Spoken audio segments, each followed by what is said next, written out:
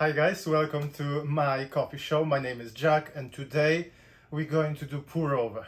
Not one pour over, not two, we're going to do 4 pour overs using 4 different hand grinders.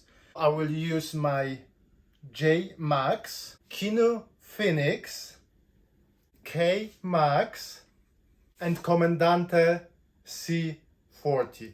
By the end of this video I will try to answer the question, one question.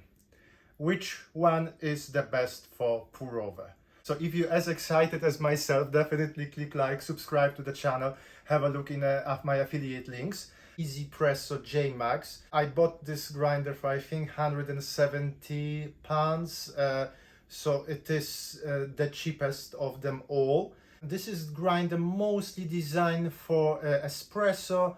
Lots of settings, there are multiple rotations you do, but the settings are outside.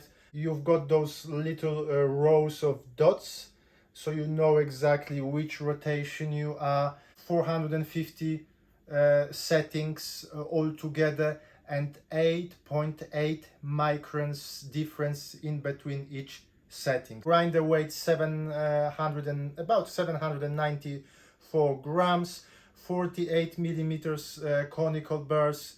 I think they are titanium coated. You also get a nice carrying case. In that carrying case you will find some brushes, some blower, everything you need to improve the grinding process or the cleaning process. And grinder itself looks very professional. I think there are a few colors available, but they all kind of in the same style. Nice wooden knob, mostly made out of aluminium. The burrs obviously stainless steel. I think the top is the only plasticky bits here. Catching cap magnetically attached. Kinu Phoenix. J Max, it's made in Taiwan. Kinu is made in Germany. I bought it for £195. Weight 707 grams. It's made mostly with stainless steel. I think there's no aluminium, but in this version there's also lots of plasticky bits. So the catching cap is made out of plastic, the knob is made out of plastic, the lip is plasticky, possibly some supports inside as well. It feels great in the hand, you can hold it tightly, the shaft is narrow, burrs are conical, 47 millimeters, and they say they're like a special black fusion. So the steel is better than the regular steel. I don't know, that's what they claim. This grinder is pretty much stepless. The space between each settings, the little settings, it's 10 microns, but you can stop at any point. To change the settings, you have to undo the top a little bit and you rotate that inside ring. One big complaint, and probably once you dial in the coffee, you don't even notice that, but the numbers here are barely visible, so I always, each time I dial in, I always struggle to see those numbers, and it does not indicate which rotation you are on, so it's easy to lose the track. Kinu comes with the carrying case, easy 1Z Presso, this time K Max, so that's like the flagship multi-purpose grinder. Again, it looks very nice. This time the shaft is a bit narrower than with J Max, so it's easier to hold it in. There is also magnetically attached cap, although the magnets are a little bit weaker than in the J Max. Made again out of aluminium, mostly a little bit of the stainless steel. Lid made out of plastic. There is a wooden knob here. Burrs 48 millimeters. A conical heptagonal burrs, so slightly different geometry. You've got 90 clicks and you only stay in one revolution. You change the settings outside, very, very easy. You know exactly where you are. The space in between each click, it's 20 microns, so not bad, but not as great as with the J Max. Weight 712 grams. K-Max, the same as J-Max, comes with the nice carrying case. I paid £185 for that. And now the last one for today, the well-known Comandante C40 MK4. That's a grinder made in Germany. It weighs 633 34 grams. It's made out of mixture of materials, and it comes in many finishes, many colors. So my one, the outer layer is wood. There is some stainless steel inside. It comes with two catching caps. This one is made out of glass. There is a clear one made out of plastic. There are lots of plasticky things, so the supports inside are made out of plastic. People say that this plastic that they use is a very, very high quality plastic, so you should not have any issues. To change the settings, you have to use this old-fashioned click, so it tells you which way you grind coarser, which way you grind finer. You have to count rotations. The burrs are the smallest of them all, 39 millimeters. And then are the like a high nitrogen steel, special steel. This is mostly the grinder that you would use for pour overs, but it can be used for espresso as well, but it might be a bit tricky to dial it in as the space in between each click is about 30 microns. This is also the most expensive grinder.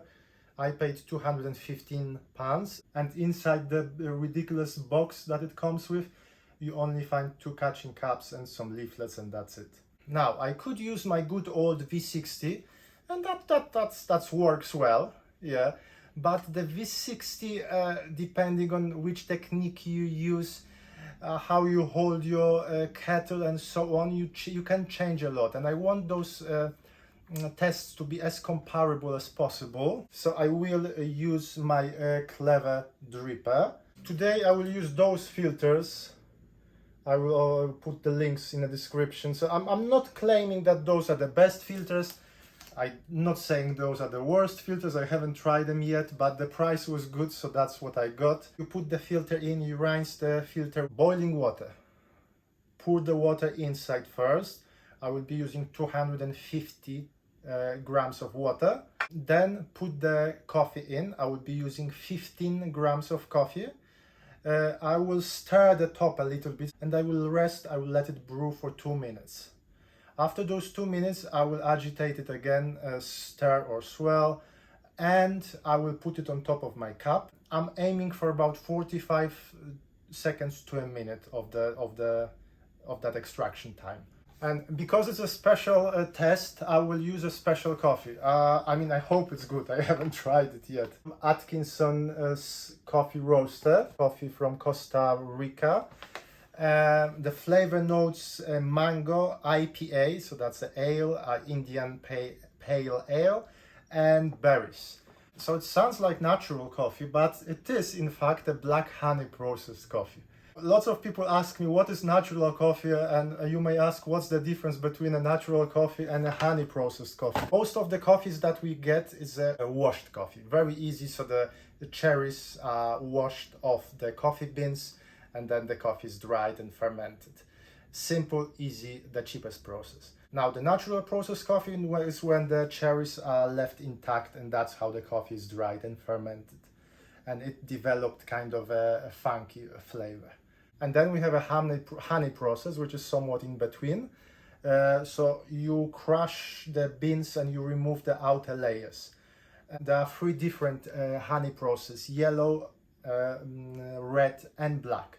The yellow is the easiest one. You remove 50% of the mucilage, and the coffee is dried and fermented under direct sunlight for 8 days. And the flavor notes you develop kind of like an apricot, light and floral. Red honey, it takes 12 days and they leave 75% of the mucilage, and is processed usually when the sky is covered with clouds, so not like a pure direct sun. The flavor notes you develop here are kind of a sweet and syrupy. Now the black honey process, you leave that 100% of the mucilage. You just remove the outer layers of the cherries, and it takes 15 days. And the coffee beds are covered with the plastic tarp, so no direct sunlight.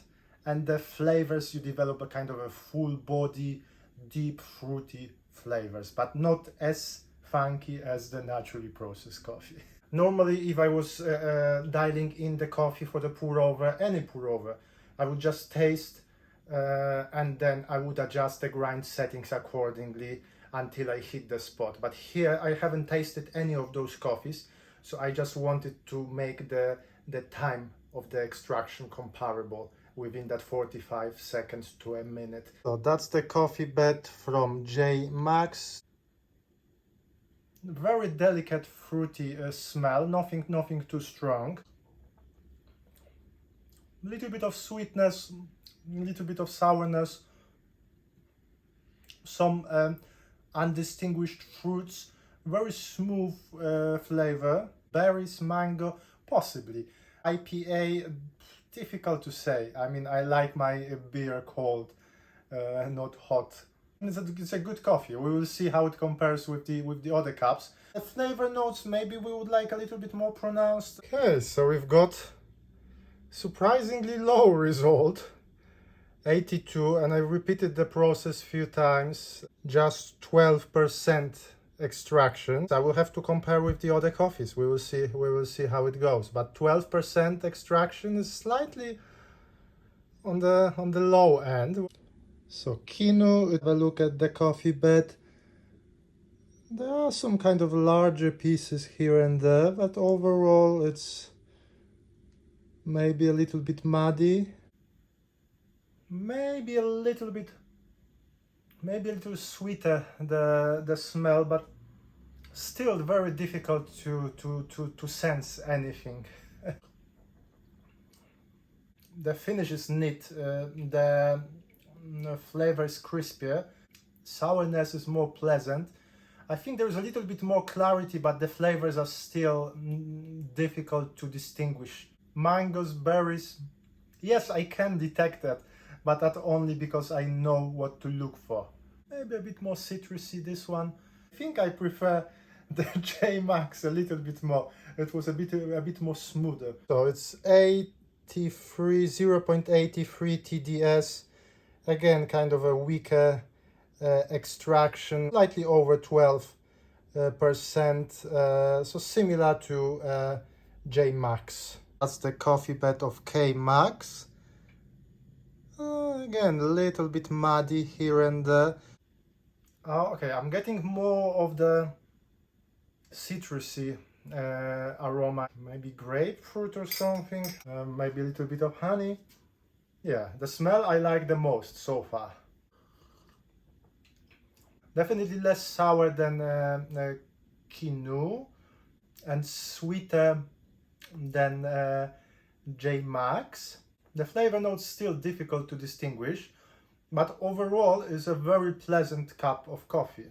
So far I like this one the most. That balance of the sweetness, little bit of the sourness, more of that oomph in taste. So still not a lot here, but we've got 0.91 TDS. That makes so far the best extraction, 13.4. For each coffee I changed those numbers slightly, the dosage, because for each brew, well, I aim for 250, but each coffee is slightly different, so the dose of coffee is the same, but the rest of the numbers I change. That's the coffee bed from the Comandante, very even. You don't really see any bigger chunks, but you may notice that it is a little bit muddy. Again, difficult to distinguish any smells. I definitely like the smell from the K Max more. Little bit of fruits, little bit of honey. Difficult to distinguish the taste as well. I mean, there's always a case when you have multiple cups of coffee. Obviously, I wash my mouth in between each cup. It's a good cup. I can taste the sourness, a little bit of the sweetness, a well-balanced coffee. But I was I was hoping for a little bit more. I wouldn't say this is the best.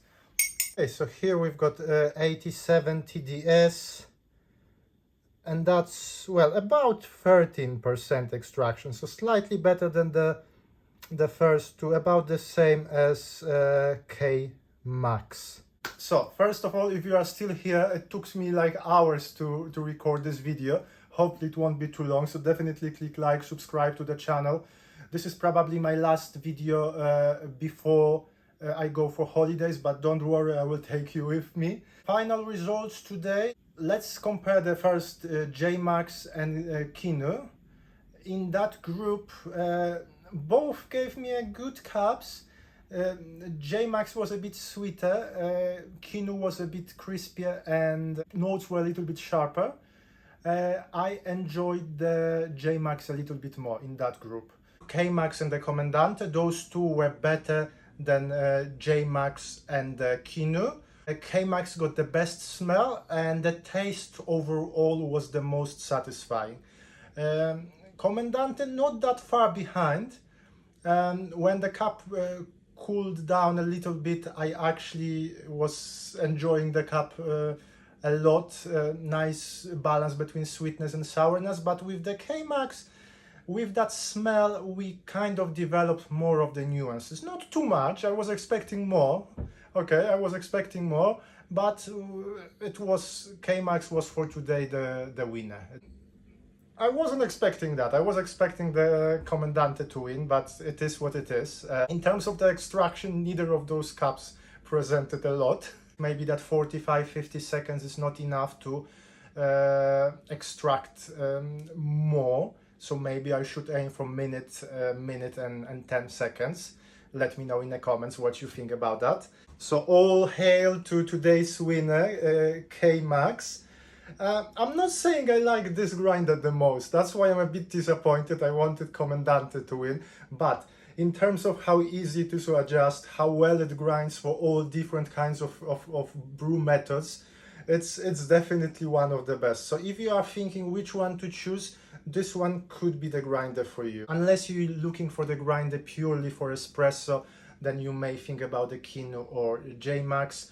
Or if you are just interested with the pour-overs, Comandante is still a very good choice. It's always, the cup from Tom Comandante is always good.